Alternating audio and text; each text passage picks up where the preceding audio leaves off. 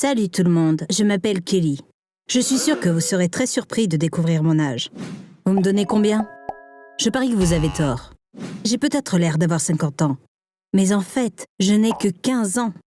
Oui, j'ai bien dit 15 ans. Le plus bizarre, c'est que quand je suis née, je ressemblais à une octogénaire. Je ressemble à ça parce que je rajeunis chaque année. Et pas qu'en apparence, ma santé est aussi celle d'une personne âgée. Tout comme mon physique, mes organes internes sont vieux aussi. Mais heureusement, ils rajeunissent aussi de jour en jour. Parce que je suis atteinte d'une maladie génétique très rare. On m'a dit qu'une personne sur 20 millions en est atteinte. La population mondiale étant d'environ 8 milliards, il y a tout au plus 400 personnes qui en sont atteintes. Cependant, beaucoup meurent jeunes car cette maladie comporte de nombreux risques pour la santé. Comme je l'ai déjà dit, notre apparence, mais aussi nos organes sont plus âgés. On a des maladies que les gens ont généralement lorsqu'ils sont plus âgés. C'est pour ça que, selon les scientifiques, c'est un miracle que j'ai pu atteindre l'âge de 15 ans. Et c'est grâce à mes parents, qui sont tous deux médecins. J'ai réussi à survivre si longtemps grâce à leur travail acharné et au progrès de la médecine. Je pense que ma vie, que je vais vous raconter, est très inspirante à bien des égards. Comme je viens de le dire, mes deux parents sont médecins. Ils ont commencé à se fréquenter à l'université, mais comme les études de médecine sont longues, ils n'étaient pas pressés de se marier. Ils ont décidé d'avoir un enfant quand ils ont été plus âgés, car ils étaient très occupés par leur travail. Ma mère a eu une grossesse normale à terme malgré son âge. Elle n'a rencontré aucun problème.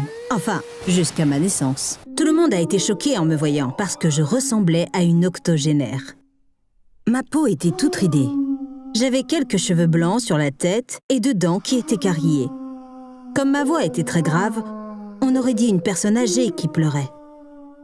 Au lieu de crier et de pleurer comme un bébé, je gémissais comme le font habituellement les personnes âgées. Les tests ont montré que mes organes étaient également usés, comme mon apparence. Mon cœur n'était pas très fort, mes os étaient trop faibles, mes poumons, mes reins, mon foie et tous mes organes étaient en très mauvais état, comme s'ils étaient usés par les années. Comme c'est une maladie très rare, ils n'ont pas pu en trouver la cause au début. Après des recherches intensives, mes parents ont appris qu'il s'agissait d'une maladie génétique et qu'il n'existait aucun traitement. Ils ont quand même eu de longues conversations avec des experts en la matière. À la suite de ces conversations, ils ont compris que le seul remède à ce problème était le temps. Selon les médecins, il y avait une forte probabilité que je développe un diabète, de l'hypertension ou un cancer, des maladies courantes chez les personnes âgées. Mais si je restais en vie, je passerais par un processus de vieillissement inversé. Que signifie vieillissement inversé? Normalement, les gens vieillissent un peu plus chaque jour. Mais c'est le contraire qui m'arriverait. Je rajeunirais de jour en jour.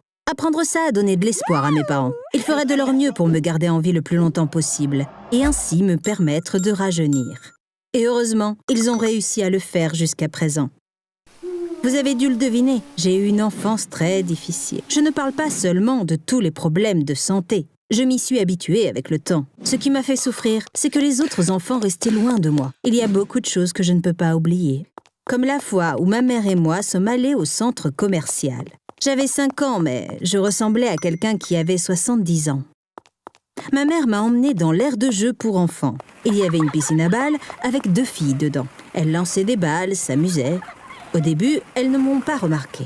Alors je suis entrée, j'ai pris une balle et je l'ai lancée vers elles.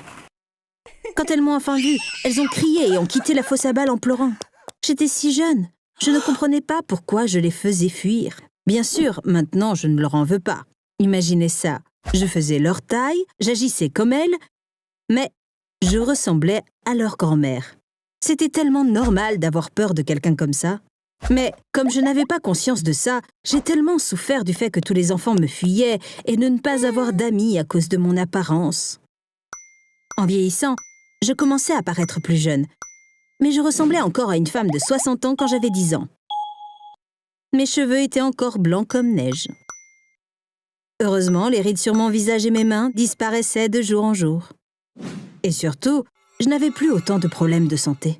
Pour commencer à avoir l'air normal, tout ce que j'avais à faire était de survivre, parce que chaque matin, je rajeunissais.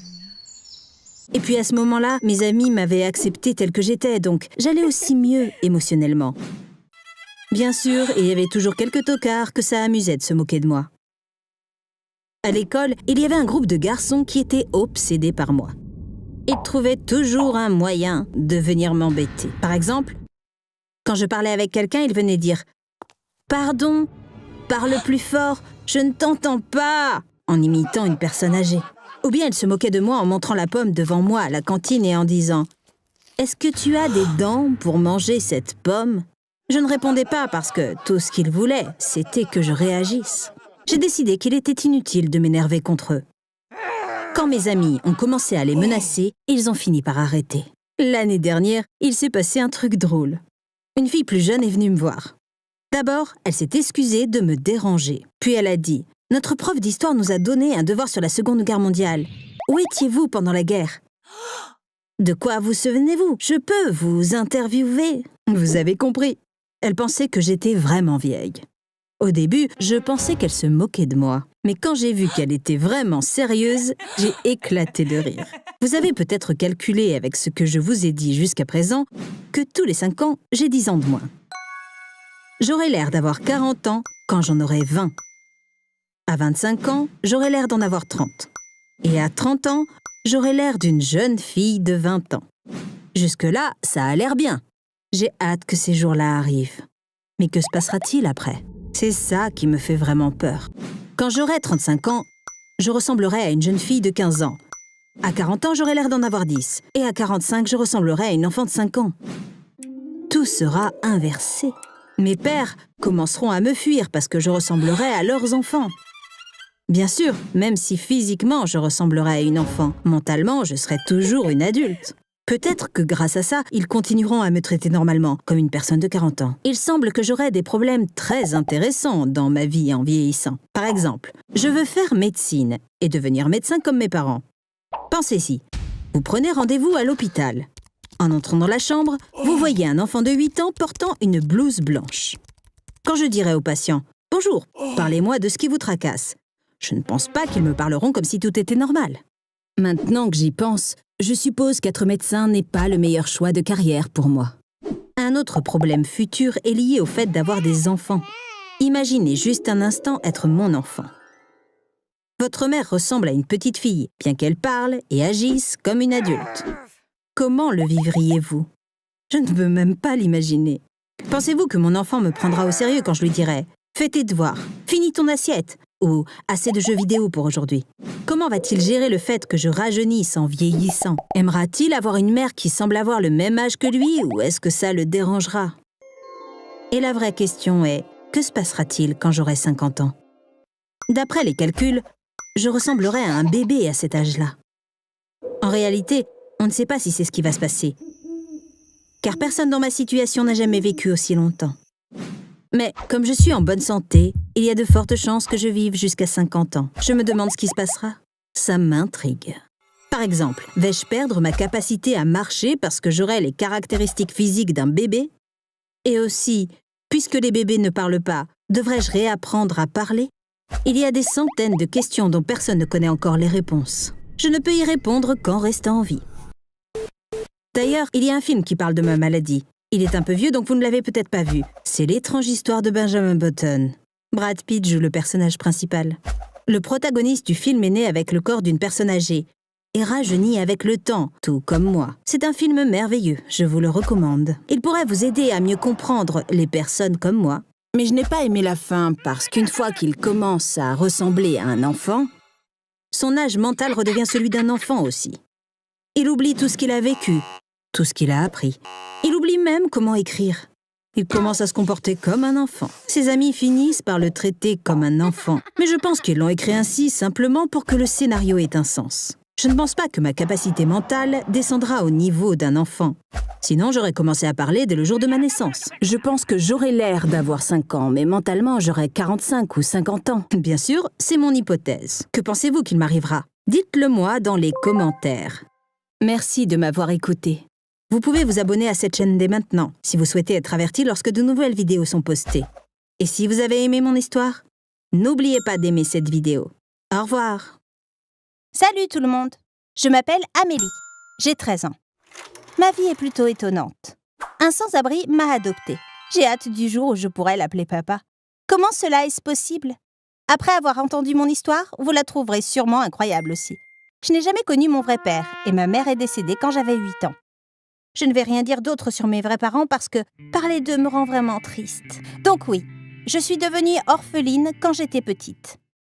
Je n'avais pas de proches qui pouvaient me prendre en charge, alors on m'a envoyée vivre dans un orphelinat. On ne les considère pas comme des endroits agréables, mais les autres enfants et moi-même étions plutôt heureux. Imaginez un groupe d'enfants vivant ensemble. On jouait tout le temps. Il y avait une école, alors on étudiait aussi ensemble. Peut-être qu'on s'entendait tous parce que nous étions tous là pour la même raison. La plupart des gens qui y travaillaient et qui s'occupaient de nous étaient gentils. Ça allait bien, mais la plupart des enfants voulaient quand même être adoptés. Nous en rêvions. Imaginez un peu ça. Une famille vient, rencontre certains des enfants et puis en choisit un qui ira vivre avec eux. Seuls 4 ou 5 enfants avaient cette chance chaque mois. Nous étions tous jaloux de ceux qui étaient adoptés. Vous savez quelle était la principale raison de notre jalousie? Parce qu'ils pouvaient appeler 2 personnes papa et maman. Il faut avoir vécu dans un orphelinat pour comprendre combien ces mots nous manquent. Je suis devenue l'une des enfants que l'on enviait à 12 ans. Je n'ai pas été adoptée par une famille, mais par une femme seule. Elle était juge à la retraite. Je n'ai pas pu dormir pendant 1 semaine quand je l'ai appris. Je rêvais du moment où je l'appellerais maman pour la première fois. Les parents venaient chercher leurs enfants le dimanche. J'ai dit au revoir à mes amis et à tout le monde après le petit déjeuner. Ma nouvelle maman est venue 1 heure plus tard. Alors que nous partions, j'ai pensé que c'était le plus beau jour de ma vie. Mais ça n'a pas duré longtemps. Elle s'appelait Henriette. Arrivée à la maison, elle m'a dit « Tu m'appelleras Madame Henriette. Je me couche tard et je me réveille tard. Je veux que mon petit déjeuner soit prêt quand je me lève. » J'ai vite compris qu'elle ne voulait pas un enfant, mais une servante qu'elle pourrait former dès son plus jeune âge. Elle ne m'a pas inscrite dans une école, ce qui est contraire aux exigences de l'adoption. Je n'étais pas autorisée à quitter la maison, donc je ne pouvais pas la dénoncer. Je jure que je n'exagère pas. Elle était comme la belle-mère dans Cendrillon. Je passais mes journées à travailler pour elle sans arrêt. Elle n'était jamais satisfaite de ce que je faisais. Elle me criait dessus dès qu'elle pouvait. L'orphelinat m'a vraiment manqué. La nuit, je pleurais sous mes couvertures. Après 7-8 mois, je me suis résignée à ma nouvelle vie. Je savais que je n'avais pas ma place dans cette maison. Mais j'étais trop jeune pour penser à m'enfuir. Madame Henriette gardait toujours la porte d'entrée fermée à clé pour que je ne sorte jamais de la maison, même pas pour sortir les poubelles. Un jour, j'ai vu que Madame Henriette était vraiment triste. Ses yeux étaient gonflés d'avoir pleuré. Pour la première fois, elle m'a parlé comme si j'étais une personne normale. Elle m'a dit « Assieds-toi ». C'était l'anniversaire de la mort de son mari. Elle m'a tout raconté sur lui, juste parce qu'elle voulait le partager. J'ai été surprise qu'une femme aussi méchante puisse aimer quelqu'un à ce point. Elle parlait, pleurait et buvait tout ce temps. Elle a fini par être saoule. Je ne comprenais plus ce qu'elle disait, mais je devais quand même faire semblant de l'écouter. Finalement, elle s'est endormie. J'allais retourner dans ma chambre quand j'ai remarqué une clé. Elle était posée sur la table basse. Tout s'est passé si vite. Je l'ai prise. Lorsque j'ai réalisé que c'était la clé de la porte d'entrée, j'ai déverrouillé la porte et je suis sortie sans hésitation. Je suis sortie et j'ai commencé à marcher. Je ne me suis pas arrêtée avant que le soleil se lève. J'étais très fatiguée. Je suis tombée sur un banc. Sans même réfléchir, je me suis couchée, comme si je venais d'arriver dans mon propre lit. Je me suis réveillée avec une femme devant moi. Ses vêtements étaient vieux et sales. Elle avait déjà enlevé une de mes chaussures et essayait de prendre l'autre. J'ai essayé de retirer mon pied, mais elle tenait fermement ma chaussure. À ce moment-là, quelqu'un a crié « Angèle, laisse-la tranquille !» J'ai regardé pour voir qui c'était. C'était un homme vêtu de haillons. Les deux étaient manifestement des sans-abri. Marchant vers nous, il a dit « Qu'est-ce qu'elle va porter si tu les lui prends ? Regarde, elle dort dans la rue, comme nous. » Alors la femme nommée Angèle m'a laissé partir contre son gré. C'est comme ça que j'ai rencontré Gabriel. C'était la première fois que je parlais à un sans-abri. Il vivait dans la rue depuis 9 ans et avait une histoire très triste. Il a perdu sa femme et ses 2 filles dans un accident de train. Après ça, il était accablé par le chagrin et n'a pas pu se résoudre à faire quoi que ce soit. Il a cessé d'aller au travail et resté chez lui toute la journée dans le noir. Il a fini par perdre son emploi et ne plus pouvoir payer son loyer. Alors il a commencé à vivre dans la rue. C'était un homme tellement gentil et super drôle. Il me faisait rire tout le temps. J'ai commencé à vivre avec lui dans la rue. Une fois qu'il a entendu mon histoire, il a voulu que je retourne à l'orphelinat. Mais je lui ai dit que Madame Henriette viendrait certainement m'y chercher. Il serait inutile de la dénoncer. Elle était juge, après tout. Il la croirait plutôt qu'un enfant. Alors il m'a dit « D'accord, alors tu peux rester avec moi pour le moment. On cherchera un meilleur endroit pour toi plus tard. » J'ai dit « D'accord » en hochant la tête. Mais je ne voulais pas du tout le quitter, parce que c'était la première fois que je me sentais en sécurité et détendue avec un adulte. Gabriel m'a appris la principale règle de la vie dans la rue. Si tu es sans-abri, tu dois ressembler à un sans-abri. Après tout, nous vivons de la charité des autres.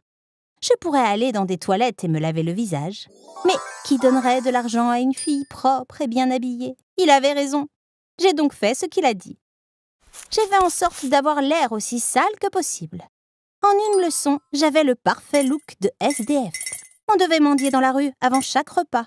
Une fois qu'on avait récolté assez d'argent, on allait tout de suite acheter quelque chose à manger. C'est pourquoi nous n'avions jamais d'argent pour le repas suivant. Un jour, après avoir eu assez pour le petit déjeuner, on est allé dans une boulangerie. Les commerçants essayaient généralement de se débarrasser de nous au plus vite, pour qu'on ne dérange pas les autres clients. Mais la dame de la boulangerie était très gentille. Elle a souri et a dit « Bonjour, c'est ton jour de chance car tout est gratuit pour les filles de ton âge aujourd'hui. » Gabriel a dit « Merci, mais aujourd'hui on a de l'argent. Est-il possible qu'elle puisse obtenir des choses gratuites une autre fois ?» demanda-t-il. Et il s'apprêta à lui donner notre argent. Soudain, on a entendu un bruit derrière nous. On s'est retourné pour voir ce qui se passait et on a vu qu'un client plus âgé était tombé.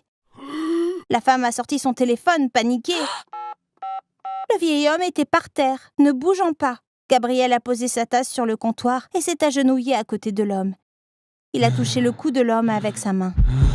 Il a fermé les yeux et s'est mis à compter. Puis il a joint ses mains et a appuyé sur la poitrine de l'homme. À ce moment, la boulangère a dit « Ne le touchez pas, j'ai appelé une ambulance. C'est à un médecin de le faire. » Gabriel lui a dit « Je suis médecin. Son pouls est d'environ 20. On ne peut pas attendre l'ambulance. On doit agir maintenant. » Et il a continué à appuyer ses mains sur la poitrine de l'homme. Ce vieil homme a eu beaucoup de chance que Gabriel soit là. Il ne m'avait jamais dit en quoi consistait son travail, alors j'ai été surprise d'apprendre qu'il était médecin. En fait, il était neurochirurgien, mais bien sûr, il savait quoi faire quand quelqu'un faisait une crise cardiaque. Plus tard, il m'en a plus dit sur son ancienne vie. Un jour, il a dû aller dans une autre ville pour une opération. Mais son anniversaire était le lendemain. Sa femme et ses enfants ont donc décidé de le surprendre en prenant le train pour venir le voir. Et vous connaissez la suite. La boulangère a refusé de nous laisser payer. Gabrielle a insisté, mais elle a dit « C'est votre jour de chance. Tout est gratuit pour celui qui sauve la vie de quelqu'un aujourd'hui. » Nous avons fini par faire sa connaissance ce jour-là. Elle s'appelle Céline. Je la trouve aussi drôle que Gabrielle. Elle vit avec sa mère. Je vous inviterai bien à dîner, mais ma mère n'est pas prête à recevoir 2 SDF, a-t-elle dit. Et on s'est séparés. Le lendemain, nous avions prévu de faire un pique-nique dans un parc. On a dû mendier plus longtemps que d'habitude pour acheter tout ce qu'il fallait. Devinez ce qui s'est passé ensuite ? Gabriel et Céline ont commencé à tomber amoureux. Un jour, Céline a plaisanté. « J'ai décidé de fermer la boulangerie pour vivre avec vous dans la rue. La seule façon de supporter votre odeur est de commencer à sentir comme vous. » Gabriel a dit « Tu sais, ce serait trop d'ennui. Au lieu que tu sentes comme nous pourrions commencer à sentir comme toi. Nous avons juste besoin d'un bain. » Ce fut un moment décisif dans notre vie. Bien sûr, un bain n'était pas suffisant, mais c'était un premier pas. Maintenant, on vit tous ensemble. On a beaucoup de projets pour l'avenir, mais le premier est le mariage de Gabriel et Céline. Ensuite, ils vont m'adopter officiellement. Après ça, je pourrais les appeler papa et maman. C'est ce qu'ils veulent. J'ai déjà envie de le dire maintenant, mais je m'en empêche. Mais je peux vous le dire, ils sont ma chère maman et mon cher papa, mes étoiles porte-bonheur. Ma vraie mère priait toujours que Dieu fasse entrer de bonnes personnes dans ta vie. C'est exactement ce qui s'est passé. J'espère que les prières que quelqu'un dit pour vous se réaliseront aussi. Vous avez aimé mon histoire ? Si vous aimez les histoires basées sur des événements réels, abonnez-vous à cette chaîne. Au revoir!